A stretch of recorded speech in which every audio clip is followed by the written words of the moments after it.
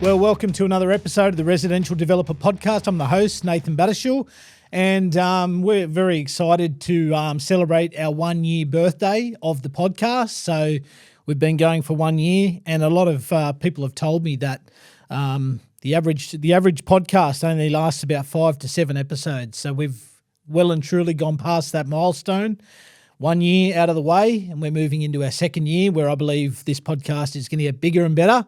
We've definitely got some great vision for what we want to do as a podcast. But as usual, if you've got ideas or thoughts or topics or questions or different things that you want discussed, feel free to email us at info@theresidentialdeveloper.com.au or flick us a message, a DM on any of our social channels. So I want to do something over this month called a month of mindset, because I think mindset is very, very key when it comes to doing small residential developments and investment-based projects. And I think mindset is something that often gets neglected, where we talk a lot about strategy, we talk a lot about projects, we talk a lot about the type of projects, we talk a lot about feasibilities and all the different ins and outs of actually executing a project. But we don't often, and I don't often hear discussion or topics and conversations around things like mindset, because I think mindset, the right mindset will enable you to execute the right projects. And I think even in my own journey, I've found that I've had to go on a real journey, even as a business owner, as an entrepreneur, as a developer, as an investor, as someone who is passionate about property. And just in my own life in general, I've found that it's so key and so important to continually work on developing a world-class and a winning mindset. So over this next 4 episodes, over this next month, I really want to have a month of mindset where we talk about different elements of mindset when it comes to doing projects. So today I want to talk about resilience, developing a resilient mindset, having a mindset of resilience when it comes to property and when it comes to projects. Because the reality is we live in a world today that is constantly rapidly changing. Everything is changing. The climate can change so quickly now in the landscape of our economy, the landscape of planning controls, the landscape of fluctuating or improving or developing markets. So many things in the property space shift and change and morph. And we've heard that word a lot during COVID and after COVID around that word called pivoting. We need to continually look at ways to pivot, look at ways to adapt, and look at ways to strategize and shift and move. And I think one thing I've noticed in what separates the good from the great, or what separates the boys from the men, or what separates the little girls from the ladies, or what separates the professional from the amateur is, I believe, one of the key ingredients is having a strong mindset. And one of the strongest type of mindsets you can develop is the ability to be resilient, the ability to bounce back, the ability to be able to withstand difficulty, withstand hardship, to withstand setbacks, and withstand things that will come against you in terms of your project or your development or your journey or your portfolio or your income, all those sorts of things. You have to be resilient in this space if you want to be successful, if you want to move forward. So I want to talk a little bit about resilience. We all hear stories and war stories. I've heard so many war stories of people who faced a hurdle or a challenge doing a project where they've decided to just shut the door on doing projects for the rest of their life. A recent one, only earlier this year, I was at the Grand Prix, the F1 in Melbourne, and I was sitting in a room there, met a lovely gentleman who we just got talking about what we do, both business owners, and we just got talking, and he was someone who loved the idea of property. Very smart guy. He's got a very good business. We got talking about property, and I was just talking about some of my passion for property, and he was quite interested in it, but he was interested but not willing to partake. And we got talking, and we sort of dug down deeper into I guess why he was reserved. And this is a guy who's very successful, really successful business. He's been able to move his business into multiple locations. He's been able to sort of release himself from the day-to-day running of the business, put in a general manager, and essentially he's able to be a CEO and run the business from wherever he needs to be. And for me, that's a sign of someone who owns a business, not a job. So really smart guy, done really well for himself. But he got talking about a project he'd done more than a decade ago, and he partook in this particular project. It was an NDIS type project, some villas. And essentially what happened, he partnered up with a builder. Things went south. And essentially what happened is they both lost money in this particular deal. Now, didn't lose a heap of money, but lost enough just to obviously get scarred up and bruised and discouraged from the space, even though he's passionate about property and doing projects. It just sort of left him a little bit beaten and bruised. And as a result now, he's very essentially gun shy in terms of pulling the trigger, even though it's a deep down passion. Like we just got talking throughout the day about projects, developments, and you can just tell when someone is passionate about that space because they come alive, it lights them up.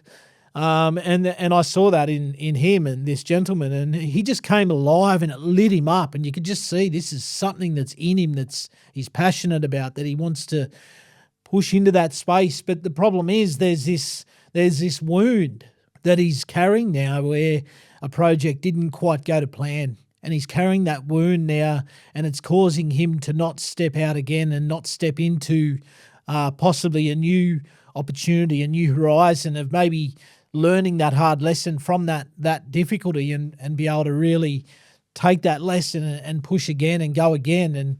And I get it because I've been there in my own journey where I've taken hits, where I've had business ventures and ideas that just didn't take off, where I put my blood, my sweat, my tears into projects. I've even done developments. We did a development only last year that just pretty much broke even in a difficult time where we went through a boom, then a flat, and it was just, it was just a project that just sort of, broke even, made a tiny little bit of money, but not much. And it can be discouraging. It can be disappointing. So I've been there myself, and I see this in the eyes of a lot of people, though, where something didn't go to plan.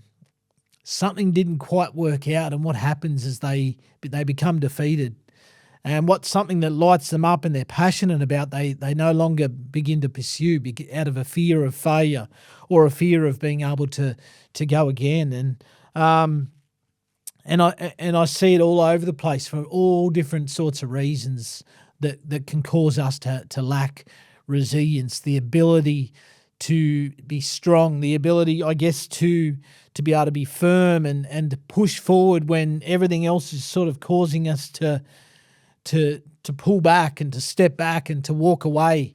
And for me, I think that's you listen to some of the greats when it comes to investments and developments, and you see that they've just got that ability to keep going. I recently read Harry Triguboff's book, which is a terrific book. If you're passionate about property and development and projects, for me, that needs to be one of your number one must reads for 2025. It's called High Rise Harry. It's an excellent book. Just goes into the making of the man. It's just a great book. But there's a lot of stories in that book that you read about Harry Triguboff, where obviously we see Harry now. We see what Meriton has become. We see the giant behemoth of a company that it is.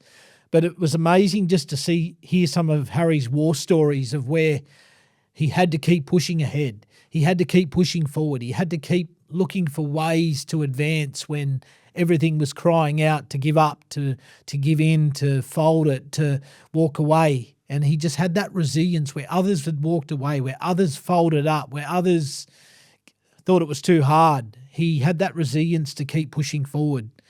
He essentially had planning departments coming after him. He had all these different elements just standing against him, and he just decided to be resilient, to stand firm, to not back down, to not take a backward step, and just to keep pushing forward and to keep moving forward. And look, a lot of that comes from a mindset. It's a mindset thing, I believe, is that ability to take some hits and just to keep pushing forward and keep pressing forward. And look, I think we live in a world where sometimes resilience isn't championed enough because we only want to hear the success stories.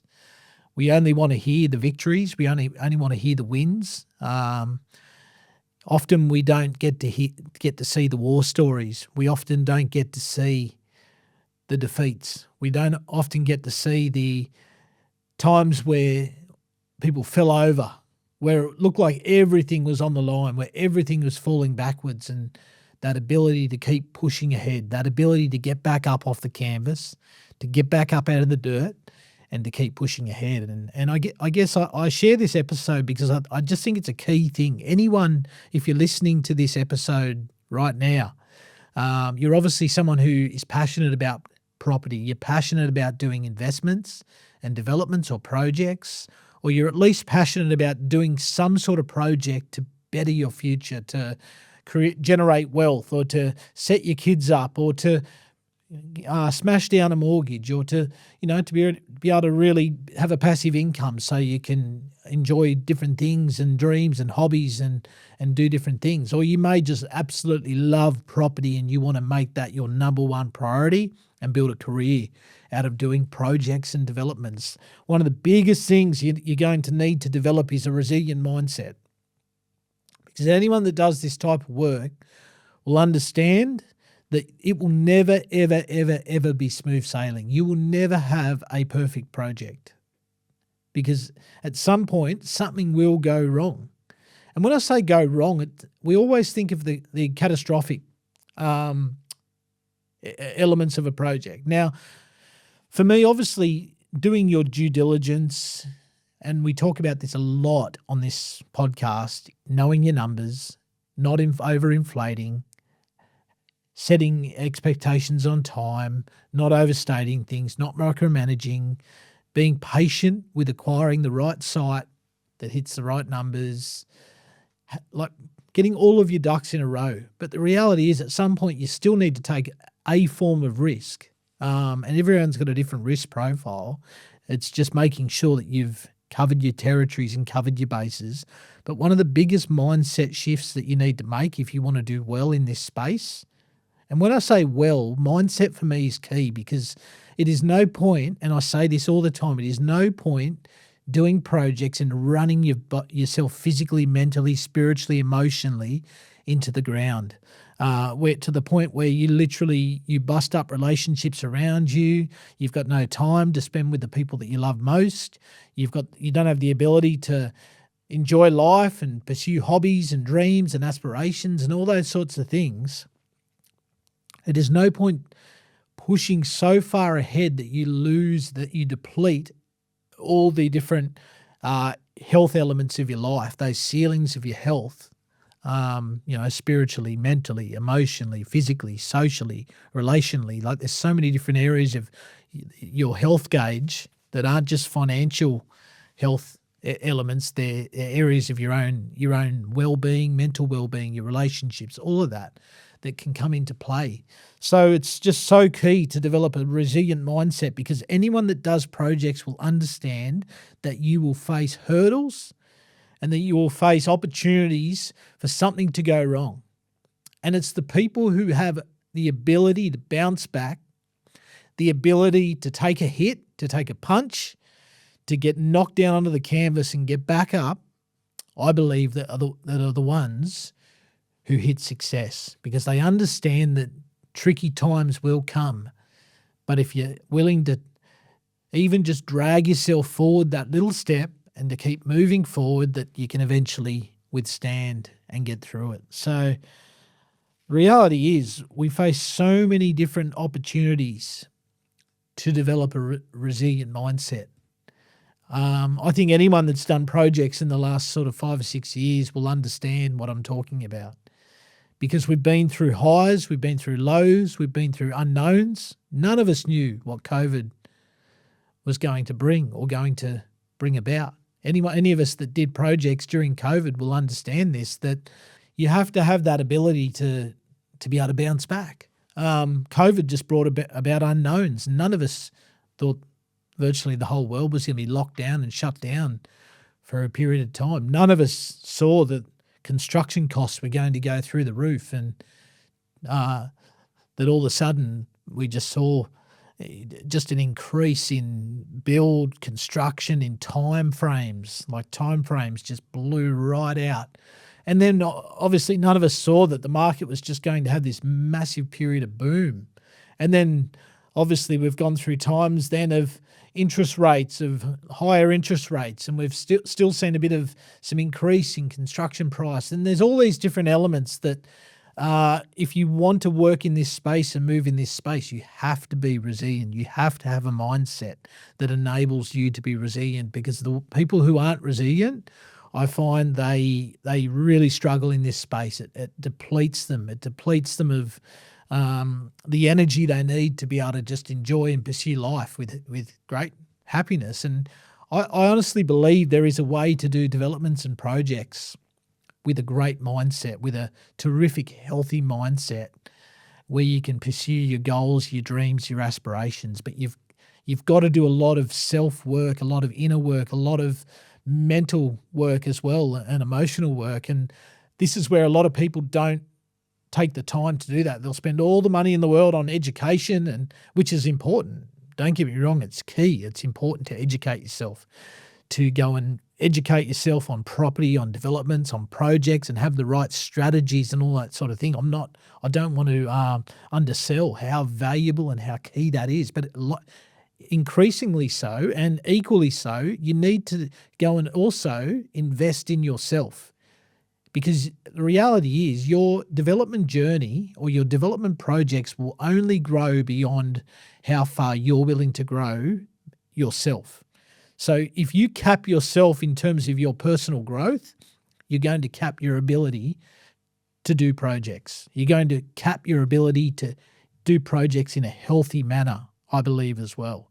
So if you don't grow equally in yourself, you're not going to grow in your development journey. And that doesn't just go, that's just not related to developments. That's related to all elements of life that's developed, even in business and all that sort of thing. If you don't grow yourself, if you don't expand yourself, and if you don't expand your own self, you're going to cap everything you touch and do. And that's why, for me, building resilience is very, very key. For me, it's an understated and undersold tool in becoming successful as a residential investor and developer doing projects, is someone who has that ability to be resilient, to stand firm, to be unshakable, to be unmovable when everything around you is shaky, and you have that ability just to take a step back, to weather it, and to keep pushing forward. For me, I think so many things bring about, I guess, this ability to be resilient. Timeframes is one of the biggest ones I've found, is where people, they just fall apart when timeframes aren't met. And I think a lot of that comes down to the fact, first and foremost, a lot of people don't factor in additional time. But look, I've even seen it where people have been very diligent in terms of their timeframes that they've set. But unforeseen things can happen in projects. And look, they may not happen regularly and often, but unforeseen things can and do happen. And I find people that have a resilient mindset, they don't let it defeat them. They don't let it dominate their thoughts, but they take stock. They look at, how can we improve the system? How can we learn from this? How can we grow from this? How can we strengthen from this? But also, how can we move forward out of this? And obviously the financial element's a big one as well, because the reality is, anyone that's done projects for long enough will know there's some projects where you don't do well on. Like I shared, we did a project where we sort of just broke even on some townhouses in the market. The market was what it was. It was tricky time to sell. And look, sometimes you've just got to basically dust yourself off, Luckily for us, we'd run conservative numbers, we'd factored in contingency, we'd de-risked a lot of things. But, you can look at that project and just all of a sudden become so fearful to go again and just think, well, all that effort, all that blood, all that sweat, all the tears, and we made no money out of it for all that energy, effort and time. And so you can just then decide, you know what, I'm just not going to move forward. I'm just going to close that chapter and I'm not going to go again. Now, for some people, that's sometimes a wise thing, because if you're not passionate about it, you're not good at it, it's not something that lights you up, it's not something that you see yourself doing. Well, I get that. Like there's a place for that. But generally, if you're listening to this type of content, if you're listening to this podcast and these episodes, it's because you love this space. It's because and all of us love it for different reasons. For some, it's the outcome. For some, it's the process of doing it. For some, it's you've got bigger goals that this is the fuel to take you to that dream and to that aspiration. But if you love this space, you use those opportunities for your learnings. Some of your best learnings, and I know in my life, my best learnings have been from times where I fell down and I got back up. Times where it didn't quite go to plan and I was able to just push through and develop an inner strength, an outer strength, so that I could then learn from that and go in with my eyes even further wide open and to go again. And I guess that's the difference. Like some people, they come out of it so wounded that they never want to go again. And they just shelve that part of their life that they may be passionate about, but they're just too afraid to go again. And I get it. For some people, unfortunately, they'll take hits that set them back a long, long time financially. But there's others who you've got the ability to go again, but for one reason or another, your mindset's been tarnished, or you've been hit so hard that you're not sure how you can sort of bounce out of it. And I think one of the biggest things is in our culture and in our world, everyone's drawn to the success stories. I did this and I've got this and I've got that. And, so many people are drawn to shiny objects now. Like I look at a lot of some of the development education programs where, they've got the Lamborghinis and they've got the jets and they've got all the stuff in front of it, and people are attracted to the shiny objects. But I think we live in such a generation and a world now where people want authentic. They want the real war stories. They want the real stories of how you've had to bounce through resilience, how you've had to go through difficult climates and difficult times and different economies and be able to just get through it, be able to drag yourself through it, be able to, draw on support, draw on help, to be able to develop a humility that you realize that, I can't do it on my own, that I need support, I need help. I just think they're the stories that actually people are needing. And that's why I think having a community is super key as well if you want to be resilient, because it's amazing when you get yourself in a community of people. And that's why I'm a massive advocate for a lot of there's so many great education programs out there for people who want to do projects, who want to do developments, who want to move and operate in that space. I think there's so many good educational programs out there to really embed yourself in for your learnings. But I think more than the learnings is the community, because no one knows projects like someone who's pulled the trigger and done projects. No one gets, I guess, the ability to be resilient like people who've had to be resilient in that space of property. That's why I'm a massive advocate of it. And if you're not part of something, I encourage you to invest or become part of some sort of community. And even if it's not, and be someone that wants to give into those communities, because I always say, like, you only get as much out as what you put in. So if you go into those communities purely only to take and to get, you'll find that you'll actually be left short, because the reason why you're able to get from those programs is because so many people in those programs are willing to give. And you'll be amazed that when you go through a difficulty in a project, whether it be a delay, whether it be a financial hit, whether it be something unforeseen has happened in the project, whether it be in the design phase, in the approval phase, or then in the construction phase or the selling phase, where you've taken a hit. There's nothing better than being in a community where you can bounce ideas off, where all of a sudden you go into that room thinking you're the only person in the world who's experiencing this problem. All of a sudden you hear stories from maybe someone a little bit more seasoned than yourself who's gone through similar things, or they can start to share their war stories. And all of a sudden, listening to someone share of their ability to withstand the challenge and then overcome it and to bounce forward and to move forward, you'll be amazed what that does for your mindset, because all of a sudden you start to get a steeliness about you, understanding that, hey, if they can do that, I can do that also.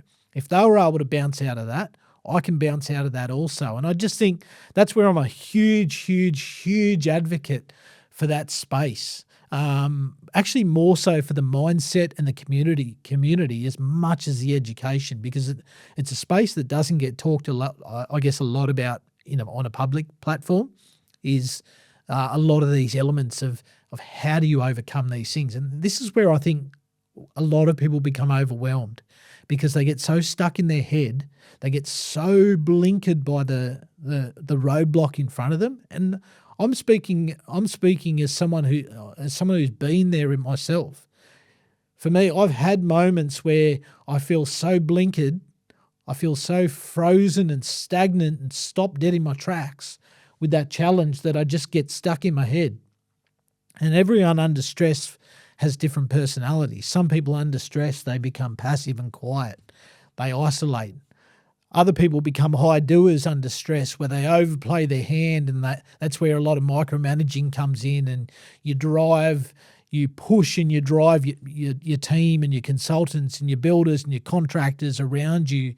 You push so hard that you wear people down and you burn people down, because you might be a high doer under stress and under pressure, and other people just become absolutely super emotional, where they're just so discouraged and they're so disappointed that they're stuck in that rut and they're stuck in that hole, and they don't have a way forward and a way out. And that's where I think it's key, firstly, to understand your personality. How do you respond when the heat's on, when the squeeze is on, when the pressure's on? How do you respond? Because see, a lot of people don't understand how they're wired. So if you don't understand how you're wired, the problem is when the heat comes, when the pressure comes, when you know there's a squeeze on, you don't understand how you respond and how you react, and how we react can be often unhealthy. So if we know our tendencies under pressure, how we react and how we respond, if we know some of our unhealthy tendencies, we can then put some things in place that we know that we need to do in that space. Like for me, one of the things when the pressure's on me, my natural personality under stress or under duress or under pressure is to isolate myself and just ponder and think. I'm a high doer. My natural personality is a high doer, and a lot of investors and developers and people that do projects, you generally got a lot of high doer in you, more so than a feeler or a thinker. A lot of you will have a high doer, because a high doer obviously is someone who just says, let's go, let's do it, let's get it done. That's what makes developments powerful, is because you've got that ability to see it, to visualize it, and then just go action it and go do it. It's a key trait. So for me, I've got a lot of high doer in me, not a lot of thinker. And that's where often I'll need thinkers around me to think about things, to strategize things, because I know that's an element I need to take a little bit more time on. I've got to surround myself with some people that are higher thinkers in that space. But see, under pressure, I can become more of a thinker.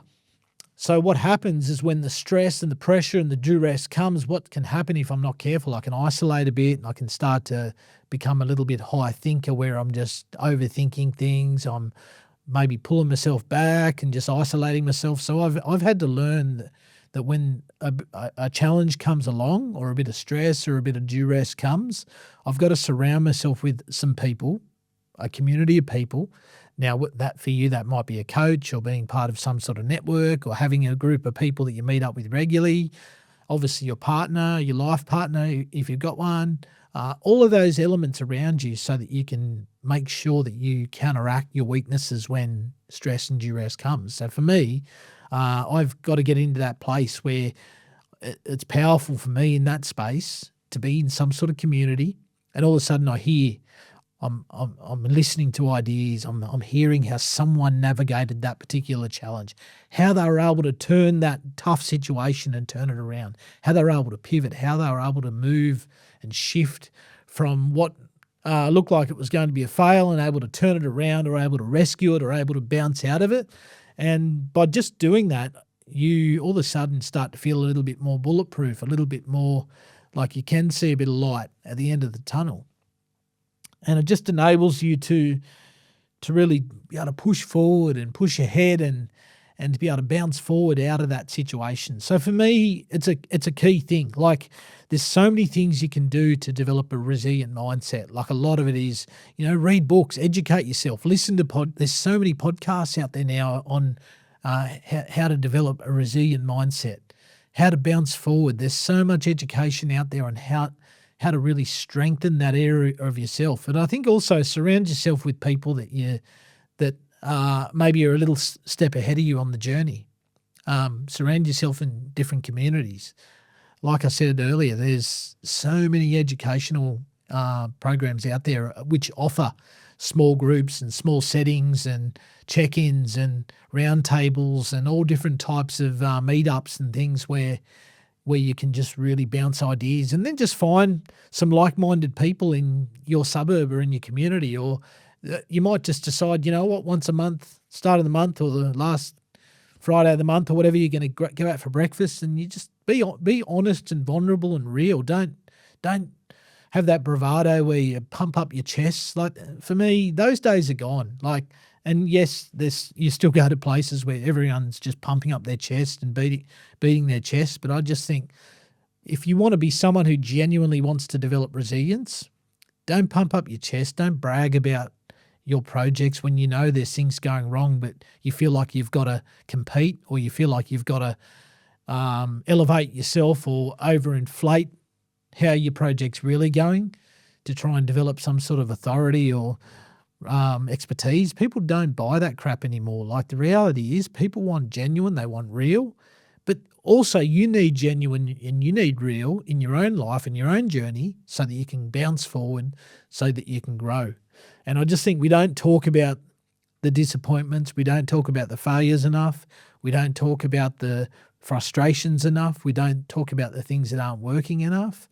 And for me, that's a key mindset for this month of mindset. If you can become more resilient as an investor, as a developer, as someone doing projects, you will enjoy this journey more. You'll be able to carry out more projects. You'll be able to bounce out of projects, and you'll be able to ensure that you're not a statistic, someone who did one, it failed, you never touched it again, and you've got an itch for the rest of your life that you're too scared to scratch. And I just think that's a sad place, a disappointing place to be in. And and I think if you have taken hits, maybe there's an element of time. There's some hits where it just purely will take time to grow out of it. Some hits will just take you time to move forward. But if you're in that space and you know it's going to take some time, develop a plan, because it's no good just to have a passion that you just continually move from the next year to the next year to the next year to the next year. Like, if you've taken such a hit that you know it's going to take 4 years to come back from, okay, reverse engineer the next 4 years. What does it look like? What do you need to achieve? What do you need to do to get back into the driver's seat? What do you need to do to get back into that space, back into that place where you can pull the trigger on a project and on a development? So look, I'm going to pull up the episode there. I hope it's been enjoyable for you. Maybe if you've got some questions, feel free to flick them through. We can do some Q&As. I think off the back of this month of mindset, we'll have some Q&As just talking around mindset. And look, if you've got any questions, feel free to flick them through. Maybe you've got a war story that you want shared that you think might in this community of this podcast might uplift or help or give courage to someone else who might be going through a tricky time. But look, I hope you've enjoyed this episode. As usual, make sure you like, subscribe, share it with anyone you know, anyone that's passionate about doing projects, or even just someone that wants to become more resilient when it comes to their career or projects or developments. So I hope you've enjoyed this episode, and we'll see you next week.